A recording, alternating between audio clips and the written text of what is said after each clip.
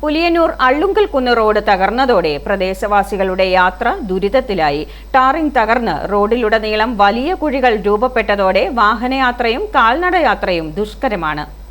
1/2 കിലോമീറ്ററോളം നീളമുള്ള റോഡിൽ നിരവധി കുഴികളാണുള്ളത്. ഇരുചക്ര വാഹനങ്ങൾ ഉൾപ്പെടെയുള്ള വാഹനങ്ങൾ കുഴിയിൽ വീണ് അപകടത്തിൽപ്പെടുന്നതും പതിവായി.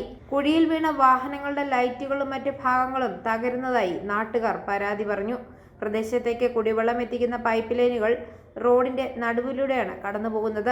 പൈപ്പുകൾ പൊട്ടുന്നതും ചോർച്ചയുണ്ടാകുന്നതും റോഡ് തകരാൻ പ്രധാന കാരണമെന്നാണ് നാട്ടുകാരുടെ ആരോപണം. മഴ പെയ്യുമ്പോൾ റോഡിൽ വെള്ളക്കെട്ടും രൂക്ഷമാണ്. സമീപത്തെ കോൺക്രീറ്റ് നിർമ്മാണത്തെ തുടർന്ന് വെള്ളത്തിന്റെ സ്വാഭാവിക ഒഴുക്ക് തടസ്സപ്പെട്ടതും റോഡിലൂടെ മഴവെള്ളം ഒഴുകുന്നതിന് കാരണമായി കാണുന്നതായി പ്രദേശവാസികൾ ചൂണ്ടിക്കാട്ടി. റോഡിന്റെ അറ്റകുറ്റപ്പണികൾ അടിയന്തരമായി പൂർത്തിയാക്കി ഗതാഗത യോഗ്യമാക്കണമെന്നും കുടിവെള്ള പൈപ്പ് ലൈനിലെ ചോർച്ചയ്ക്ക് ശാശ്വത പരിഹാരം കാണണമെന്നും നാട്ടുകാർ ആവശ്യപ്പെട്ടു. ആരും വിളിച്ചാൽ പോരിയല്ല, ആ വഴിക്കാണെങ്കിൽ ഞങ്ങൾ ഇല്ലെന്നാണ് പറഞ്ഞു വിടുന്നത്.